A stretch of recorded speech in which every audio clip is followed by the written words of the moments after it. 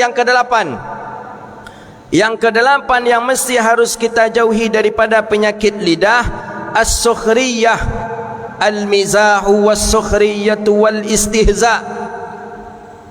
Al-mizah, apa itu al-mizah? Al-mizah ini, mizah, apa mizah ini ya? Mizah ini sama dengan apa ya? Berolok-olok, bukan. Olok-olok itu sukhriyah. Al-mizah ini bergurau. Al-mizah bergurau. Sukhriyah berolok-olok. Istihza menghina. Hati-hati tu. Bergurau dengan kawan kita, mengolok-olok kawan, istihza menghina, hati-hati. Ini Imam Ghazali mengingatkan kita betul ini. Jangan sampai kita bergurau itu sampai merendahkan orang. Jangan bergurau-gurau sampai menghina orang. Hati-hati, jangan. Awak bergorahnya tapi kawan terhina oleh kita. Mak si anu tu memang tinggi kan, macam tiang listrik kata gitu. Itu kan lah perginya kepada sukhriyah, mengolok-olok, malah sampai pula ke istihza, menghina. Jadi ada tiga yang mesti harus dijauhi. Al-mizah, bergurau. Sukhriyah, mengolok-olok. Istihza, menghina. Hati-hati tu, hati-hati betul tu. Mak si anu tu godang tebadan tu kan, macam durum togak kata ni. Maksudnya orang tu gopuknya macam durum, macam drum. Drum tu antum tengok drum yang isi air itu, kan luar biasa itu besarnya itu. Itu yang kata ustaz saya, alis matanya bak elang berlari, ramping pinggulnya bak durum berdiri, putih kulitnya bak arang kuali. Jadi ada perempuan tu kata dia, ditanyalah, engkau mau nak saya ada jodoh ni? Kalau engkau mau saya kenalkan. Seperti apa ciri-cirinya? Kata orang ni bertanya kepada temannya tadi, disebutlah ciri-ciri perempuan tu. Alis matanya bak elang berlari. Mau dia apa elang berlari? Mau dia apa elang berlari? Ramping pinggulnya bak durum berdiri. Mau dia apa durum berdiri? Godang. Ramping pinggulnya bak durum berdiri, putih kulitnya bak arang kuali. Arang kuali putih atau hitam? Hitam berarti. Jadi terjemahnya alanyo hitam gopuk pula leh. Itulah tu. Jadi kata kawan, kalau model itu ciri-cirinya jadi dia niyo dah katanya. Lah tak bayang dia. Putih kulit bak arang kuali, ramping pinggul bak durum berdiri. Oh tu penghinaan itu. Jadi al-mizah, hati-hati. Al-mizah bergurau, sukhriyah berolok-olok, istihza menghina. Jangan sampai kita bergurau tapi kita menghina orang. Ini banyak, kadang lidah kita yang terpeleset dalam masalah ini banyak sekali. Banyak. Sianu, kenal tak dengan Sianu? Sianu yang mana? Masa aku nak kenal? Kan tetangga aku. Nak kenal Sianu? Siapa tu? Sianu tengkak tu. Sianu tengkak itu kan sudah sampai kepada istihza, menghina. Sebut ajalah nama. Kadang orang, maaf aku maaf. Ada yang Sianu tu kan, yang agak tengkak tu kan, dia minta maaf, tapi ke kawan tak kepada orang yang tengkak tu dia minta maaf no? Tak juga, tak pas. Mizah bergurau, sukhriyah berolok-olok, istihza menghina. Maka kata Imam Ghazali rahimahullahu ta'ala, minhu, maka jauhilah, fahfaz lisanaka, maka jagalah lidahmu daripada yang disebutkan itu, filjid, pada keadaan bersungguh-sungguh, harus kuat sekali tenaga kita untuk menjaga daripada jangan sampai bergurau berlebihan. Kita gurau itu mungkin boleh-boleh saja, tapi jangan sampai bergurau itu terlampau berlebihan. Ya, kalau berlebihan kan akan menyinggung kepada perasaan orang kalau kita berlebihan dalam bergurau. Silakan saja, tak apa-apa, tapi jangan sampai mizah kita itu daripada mizah bergurau-gurau. Apalagi kalau bergurau itu sudah menyangkut kepada permasalahan agama, itu tak boleh. Apa contohnya? Itulah katanya, Sianu tu memang baunya harum, mungkinnya keluar dari serugo mungkin. Atau Sianu tu parah baunya, duduk di sampingnya parah baunya keluar dari neraka tu. Kan mengelek apa namanya, berolok-olok tapi masalah yang dia olok masalah agama, itu yang tak dibolehkan. Mak paja tu putih kan mukanya, pucik mukanya, habis wuduk taruh aja tu muka pucik macam tu. Itu kepada penghinaan kita, tak boleh. Fa innahu yariqul ma'u wajah. Orang yang mengolok-olok, orang yang menghina, itu suatu saat nanti dia akan dilemparkan seperti maka sesungguhnya orang memercikkan air kepada wajahnya. Jadi kalau awak menghina orang, itu kita sama dengan memercikkan air kepada wajah kita. Ya, kalau ke wajah kita memercikkan air, suatu saat nanti kita akan terkena oleh air itu. Maka hati-hati sekali kita, jangan sampai terjadi kepada diri kita. Kalau kita menghina orang, ya berarti memercikkan air. Kalau bahasa kita kan menampuk air dalam dulang kan ni. Kita tepuk air di bawah tu, kita akan kena. Maka jangan sampai. Wa iskutul mahabbah, dan merusak daripada wibawa. Orang yang sering dia bergurau-gurau, sering dia mengolok-olok, sering dia mencemoohkan orang, itu akan merusak wibawanya, merusak hibahnya. Hibah ini mahabbah, mahabbatan, itu adalah wibawa. Jangan. Wa yastajirul wahsyah, dan dia akan menimbulkan suatu kebencian. Kalau awak suka mengolok-olok orang, orang banyak benci ke awak, tak suka orang dengan kita. Wa yadhil qulub, dan itu merusak hati kita. Hati awak rusak, hati orang pun rusak. Orang nak duduk jawab dah, nak duduk orang dengan kita, tak mau orang berkawan dengan kita. Kalau kita suka mencemoohkan orang, mengolok-olokkan orang, orang tak suka teman dengan kita. Tiap duduk je inyo konai taria jawab dia inyo, digolakkanlah dia apalah, tak boleh. Fa huwa mabda'u lil jaj, itu permulaan daripada berkelahi dan berbantah. Jadi permulaan kita akan berkelahi dengan orang tu awalnya pasti karena cemooh. Itu umumnya seperti itu. Orang-orang banyak berkelahi, orang-orang banyak silaturahmi putus, itu karena cemooh, karena ejek mengejek. Dari situ dia permulaan.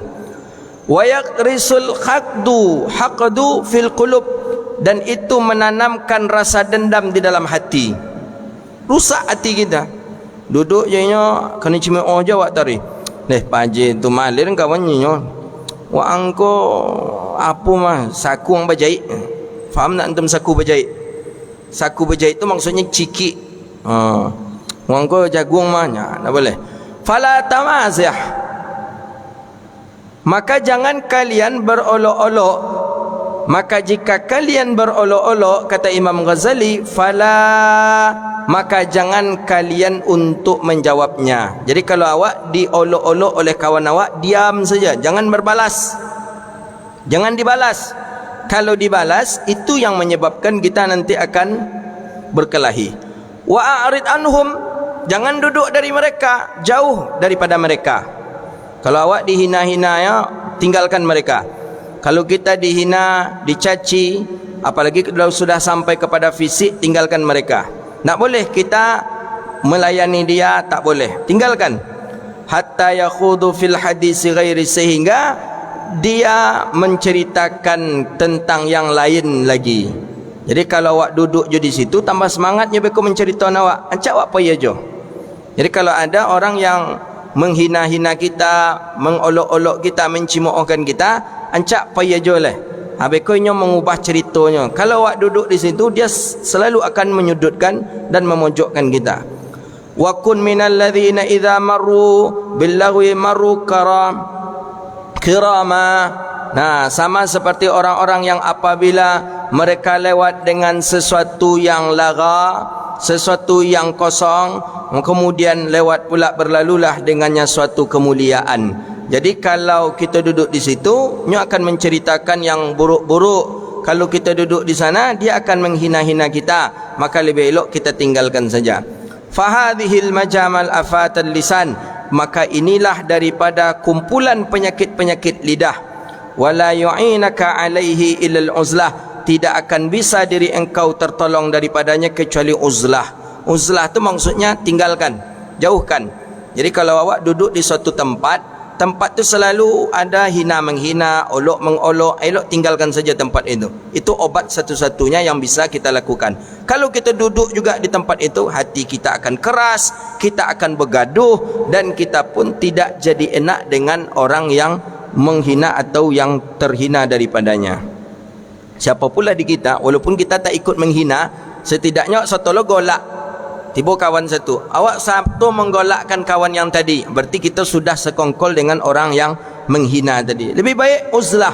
Uzlah tu tinggalkan, pergi. Atau lebih baik diam, jangan kita jawab. Itu dia.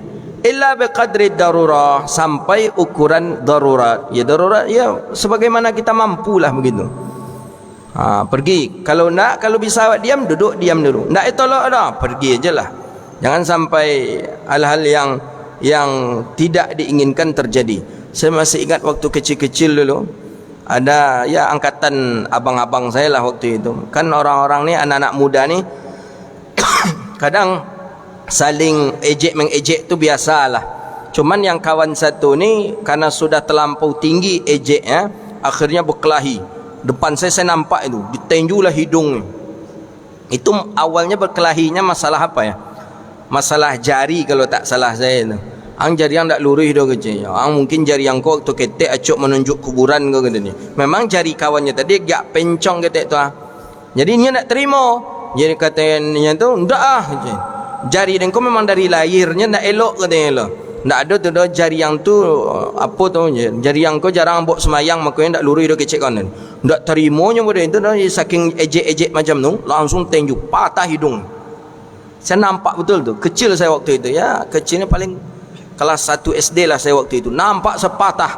Patah sekali tenju tu patah, berdarah. Polisi menyelesaikannya. Itu gara-gara apa itu? Gara-gara olok mengolok. Jadi elok tinggalkan saja. Dihina gitu ada orang. Awak jalan orang agak tengkak panjang sebelah kaki yang kata kawan kita ke kita kan. Payah je lah. Tak usah kita jawab. Tak usah jawab. Ayang panjang sebelah. Artinya tersinggungnya beko jadinya tak. Seolah-olah ayahnya pula yang kita sebut kakinya panjang sebelah. Ancak diam aja. Pergi aja kita. Itu maksudnya. Jangan kita jawab. Kalau kita jawab berkelahi kita jadinya. Tu Imam Ghazali mengajarkan seperti itu. Faqad kana Abu Bakar Siddiq radhiyallahu anhu yadha'al hajara fi fihi. Sebagaimana Abu Bakar As-Siddiq meletakkan batu di mulutnya supaya terlarang mulut tadi daripada berbicara yang tidak ada hajatnya. Abu Bakar nak nionya dah, jangan sampai dia mengolok-olokkan orang. Kadang Abu Bakar mengisyarah kepada lidahnya. Ada kawan yang banyak cerita, banyak cakap, kata Abu Bakar, kata Abu Bakar, pernah Abu Bakar seperti itu. Ni kata Abu Bakar, ditunjuk Abu Bakar lidah.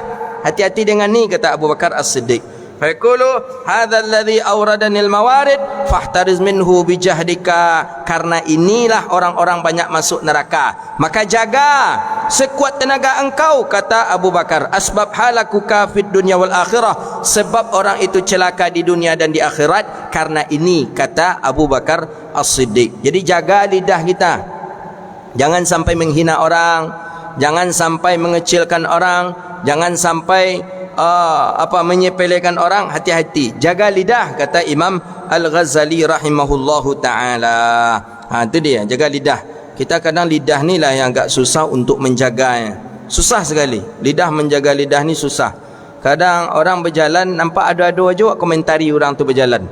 Nampak dawaknya berjalan je bininya berdua tu, awak komentari je tu. Nak cocok dong kan, ancak bini pada laki lainnya. Apa gunanya awak mengomentari tu, apa gunanya? Cobalah, apa gunanya? Nak cocok bini muda, laki lah tua kan. Apa gunanya? Apa gunanya mulut kita berbicara itu? Itu yang membuat banyak kita hancur itu. Amal kita rusak, di dunia kita habis amal ibadah kita. Orang jalan laki bini berdua tu, apa gunanya untuk kita apa? Tapi dia muncung tadi memang muncung cepe. Mulut tu mulut cepe, memang asal bercakap aja, dikomentari je tak. Orang berjalan maraton, orang berdua tu nak cocok adegannya, bini masih muda, laki lah tua. Apa guna untuk kita apa? Pahalanya untuk kita tu apa? Itu bahayanya lidah. Itu yang harus dijaga, kata Abu Bakar As-Siddiq. Kadang orang jalan berdua, kadang orang duduk berdua tu, nak cocok tu. Apa tu lebah uban ni? Ibu tu tengok ancak je baru. Gunanya apa kita bercakap macam tu? Apa gunanya? Tu dia. Kadang memang ada orang-orang yang kalau dia tidak berbicara mulutnya tu, dia akan sakit. Kalau tak berbicara mulutnya tu, dia akan demam. Ada saja yang dia komentari. Nampak umpamanya nampak umpamanya ini dulu ini nampak hewan, cerita Abu Nawas kan, Abu Nawas ketika nampak dia sedang mengendarai himarnya di atas, berjumpa dia dengan orang memang gawat dia Abu Nawas tu. Kenapa? Dia tega, dia menunggangi kendaraannya, tunggangi himar keledainya. Tak kasihan dia nengok keledainya dah kecil itu, ditungganginya pula. Turunlah Abu Nawas karena mendengar cakap orang tadi, tak sayang ke himar. Tak lama-lama perjalanan, datang jumpa pula dengan orang. Bongak dia Abu Nawas ke konya, nawa himar, nawa keledai, tak ditungganginya keledainya. Akhirnya saking bingungnya Abu Nawas, nyekobekkan dia Abu Nawas tadi himarnya, duduk pulanya di situ supaya mengelakkan cakap orang tadi. Orang cakap awalnya tak kasihan Abu Nawas tu dengan himarnya dah kecil, ditungganginya pula lagi. Turun Abu Nawas, berjalan Abu Nawas. Ketika Abu Nawas berjalan, ada juga komentar orang lagi, bongak Abu Nawasnya nawa himar, nawa keledai, tapi tidak dikendarainya. Akhirnya Abu Nawas pun bingung, diikatkannya himarnya, dia tidur lagi Abu Nawas. Jadi karena mengelakkan cakap orang tadi. Jadi memang lidah ini kadang rusak amal ibadah kita tu kan, karena lidah yang selalu kadang mengomentari hal-hal yang tidak elok, melakukan hal-hal, mengucapkan kalimat-kalimat yang tak elok. Hati-hati dengan lidah kita. Kita bermohon kepada Allah, mudah-mudahan Allah jaga lidah-lidah kita, amin ya rabbal alamin. Maka Abu Bakar As-Siddiq radhiyallahu taala anhu yata'u hajara fi fihi liyamna'ahu, supaya melarang mulutnya tadi dalam berbicara, letakkanlah batu. Kadang Abu Bakar pun mengisyarah kepada lidahnya, hati-hati kalian dengan ini, inilah nanti yang akan banyak memasuk kalian ke dalam neraka Allah Subhanahu wa taala.